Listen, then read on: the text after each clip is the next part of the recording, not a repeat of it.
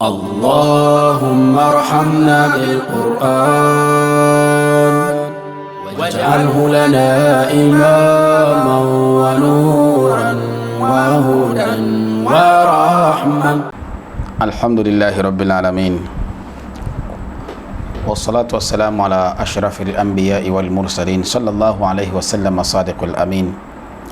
إخواني وأخواتي في الله، أحييكم بتحية مباركة من عند الله ala wa hiya salamullahi alaikum wa rahmatuhu wa barakatuh. Ama baada ya kumshukuru Mwenyezi Mungu Rabbu Jalla Jalalu na kumtakia ziada za rehema kipenzi cha umma, si mwingine mtume wetu Muhammad sallallahu alaihi wasallama, popote pale mlipo ndugu wapenzi watukufu mnaofuatilia Maalim Shabani, tupo katika mwendelezo wa vipindi vyetu kama adatuna, lakini katika siku mbili hizi tupo katika kukumbushana kidogo kunako Allah subhanahu wa ta'ala, kunako maisha yetu, kunako mapenzi ya Mwenyezi Mungu subhanahu wa ta'ala kwetu. Tulizungumzia kuhusiana na sala ya neema. Tulipozungumzia masala ya neema, tukasema kwamba jamani, neema tunazo nyingi sana. Inawezekana una neema lakini wewe hujui. Wewe unachojua wewe neema mpaka umiliki mashamba makubwa, au sivyo, majumba mengi, magari makubwa ya thamani, lakini ile pumzi yako wewe bado hujajua kwamba ni neema. Tukazungumza kwa marefu na mapana, tukasema kuna watu leo wanaomba tu japo waipate hata wiki moja arudi kwenye mazingira kama ya mimi na wewe, tunapumua tu vizuri. Allah subhanahu wa ta'ala anahitaji japo kwa muda mchache, mtu anahitaji kwa Allah japo upate muda mchache, arudi awe kama sisi, kama mimi na wewe tunatembea miguu miwili, lakini uwezo huo hamna, miguu tayari shakuwa hana kutokana na matatizo mbalimbali. Aidha amepatwa ajali, aidha miguu imepatwa sukari imekatwa, au aidha miguu imetokea kansa, chochote kile. Ndio maana tukasema sisi tuko katika neema, na kisha tukaja kueleza kusema kwamba jamani, tukafungia kwa kipindi chetu kwa kueleza jamani, Allah subhanahu wa ta'ala namna anavyotupenda sisi ni mapenzi ya ajabu sana.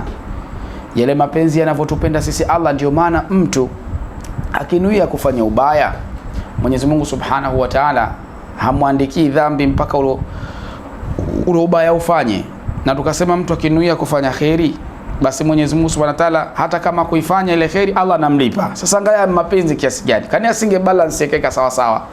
Mtu akinuia kufanya dhambi, akifanya dhambi kama anapata, akifanya kosa anapata dhambi 5, na akifanya khairi kama anapata thawabu 5, basi iwe huku 5 na huku iwe 5.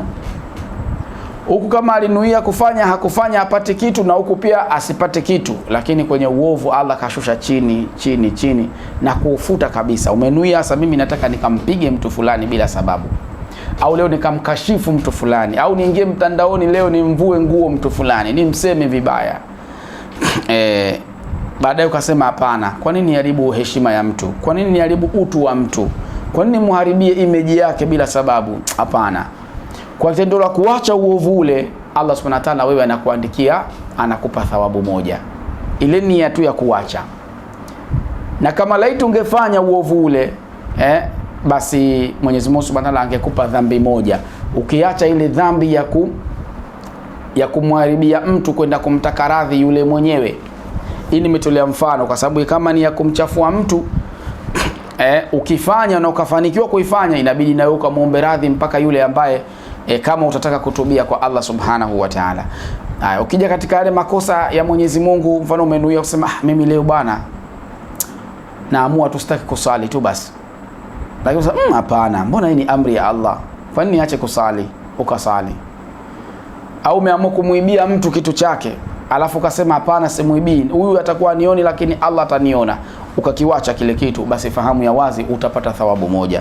Ndio maana leo tukataka kuja na hii hadithi ya Mtume sallama ambayo inasema an Abi Abbas radhiallahu anhuma, imepokelewa kutoka Ibn Abbas, imepokelewa kutoka Ibn Abbas radhiallahu anhuma, Mwenyezi Mungu amwiradhi yeye,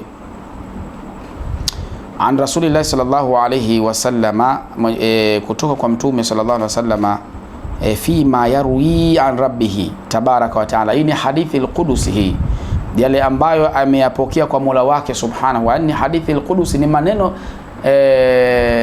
yanayotoka straight kwa Allah subhanahu wa ta'ala. Mwenyezi Mungu anasemaje? Inna Allaha, hakika ya Mwenyezi Mungu Subhanahu wa Ta'ala, katabal hasanati, ameandika wema, wasayiati, na uovu na ubaya, thumma bayyana dhalika, kisha hivi vitu vyote akavibainisha. Uovu ni huu na wema ni huu, ukifanya hivi ni haramu, ukifanya hivi ni halali. Ndio katika hadithi iliyopita kule nyuma tulisoma tukasema kwamba Mwenyezi Mungu amezifaradhisha faradhi, na Mwenyezi Mungu amehalalisha halali, na Mwenyezi Mungu ameweka mipaka yake, msiendee, msivuke kwenye mipaka hiyo. Wasakata an ba'd al-ashiya'i, kisha Mwenyezi Mungu Subhanahu wa Ta'ala akanyamaza baadhi ya vitu, akanyamaza baadhi ya vitu, hakuvibainisha, hakuvihalalisha wala hakuviharamisha, akaviwacha vitu hivyo. Ghaira nisyani, Allah wala si mwenye kuvisahau hivyo vitu. Kwa nini ameviwacha? Rahmatan lakum, hii kwa ajili ya huruma kwenu, kwa ajili ya kuwaoneni nyinyi huruma. Angeharamisha vitu vyote vya duniani anavyotaka kuvihalalisha, na angeviharamisha vitu vyote vya duniani anavyotaka kuviharamisha, na akavihalalisha vitu vyote, yani kuanzia mchanga, kuutumia kwake, kutokuutumia kwake, nyumba yako kuingia kwako, vyote vitu vya duniani hivi, tungeishije sisi? Lakini Allah anasema kwa kuviacha hivyo, rahmatan lakum, ni rehema kwenu, fala tab'athu minha, msivipekue. Sasa katika hadithi al-Qudusi hii, fima yaru an rabbihi, aya ambayo Mtume sallallahu aliyoyapata kutoka Mola wake tabaraka wa taala, anasema Mwenyezi Mungu Subhanahu wa Ta'ala, inna Allaha kataba al-hasanati, Mwenyezi Mungu ameshaandika wema, wasayiati, na ubaya pia ameshauandika. Thumma bayyana dhalika, kisha akaweka wazi katika viwili hivyo. Faman hamma bihasanatin falam ya'malha, yule mtu ambaye akaazimia kufanya jambo zuri, jambo zuri ambalo kwa Allah Subhanahu wa Ta'ala linamridhisha, au Allah Subhanahu wa Ta'ala analifurahia, au Allah Subhanahu wa Ta'ala ameliamrisha kwalo, basi na hakuwa na uwezo wa kulifanya. Kwa mfano, mtu akatia nia ya kutoa zaka au kutoa sadaka, lakini uwezo wa kutoa asiwe nao, anasema falam ya'malha, na wala asifanye, katabaha Allahu indahu hasanatan kamila, Mungu anampa ujira uliokamilika kana kwamba vile alifanya. Katia nia lakini uwezo wa kulifanya lile jambo hakuwa nalo, Allah anamlipa malipo kamili. Wa in hamma biha, na hivyo hivyo akiazimia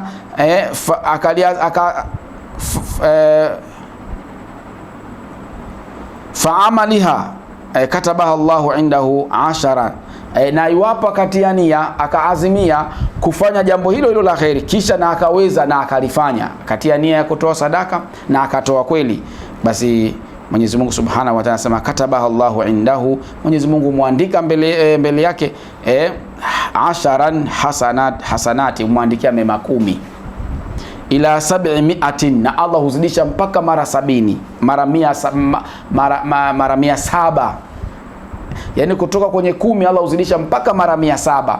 Yani kaliazimia jambo, kwa mfano katia nia ya kutoa sadaka, kisha ile sadaka akaitoa, Allah anampa mema 10, alafu kisha Allah anaizidisha mpaka mara 100. Dhu'fin ila ad'afin kathirin, Allah anaachia nyongeza kwa wingi kabisa.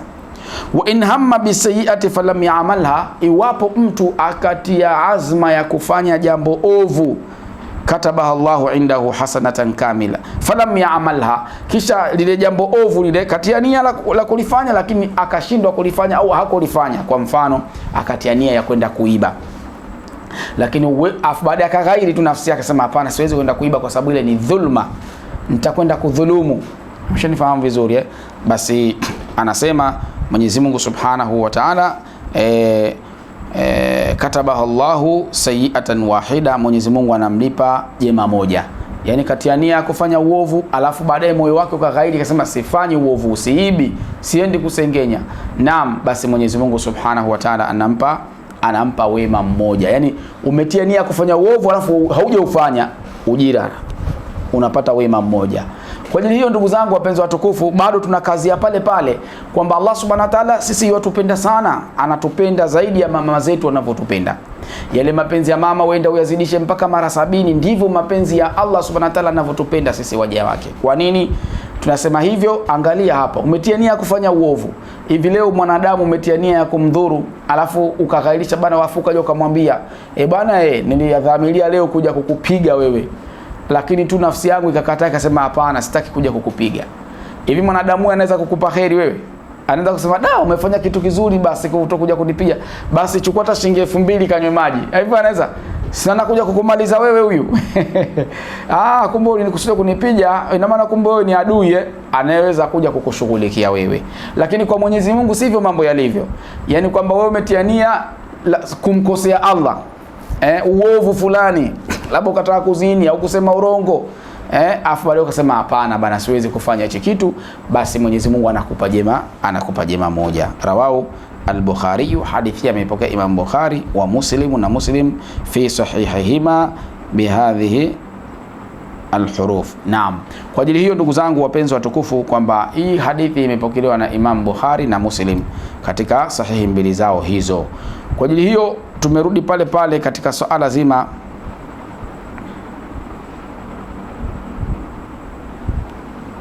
kwamba Mwenyezi Mungu yuwatupenda sisi mapenzi makubwa sana kuliko hata sisi namna tunavyompenda Allah Subhanahu wa Ta'ala. Ndugu zangu wapenzi watukufu, tukasema tukumbushane kunako hilo.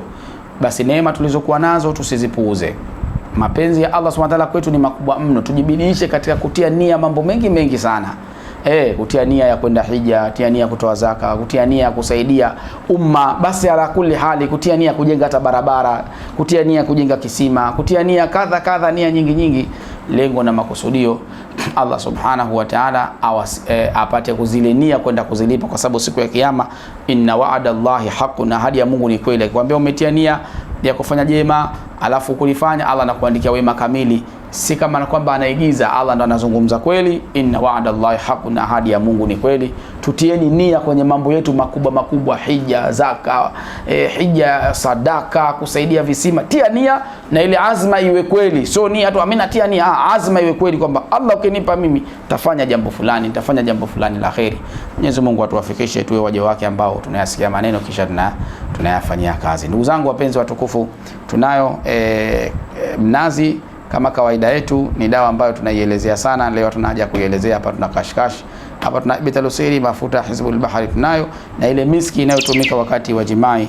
Basi wale wenye kuhitaji, kama kunatokea mapungufu yoyote kwenye jimai, basi itafute hii miski, itakusaidia, kwa sababu ukiipaka zile nguvu zako za asili huwa zinarudi. Shetani anapiga mbio, na shetani ndiye anayeharibu sana wakati wa tendo la ndoa. Yeye huwa anaingia kati sana katika kuharibu majambo. Ndugu mtazamaji na mfuatiliaji wa Maalim Shaaban, nyuma kamera akisimama vema Habibi Suleiman bin Sultani, na ni mimi ndugu yako Maalim Shabani kutokea hapa Mbande, Maalim Shabani Dua Center Mbande mwisho hapa. Sote tunasema kwamba tunawapendeni kwa ajili ya Allah na tunawatakia utazamaji mwema. Wassalamu alaikum wa rahmatullahi wa barakatuh, wa ila liqa.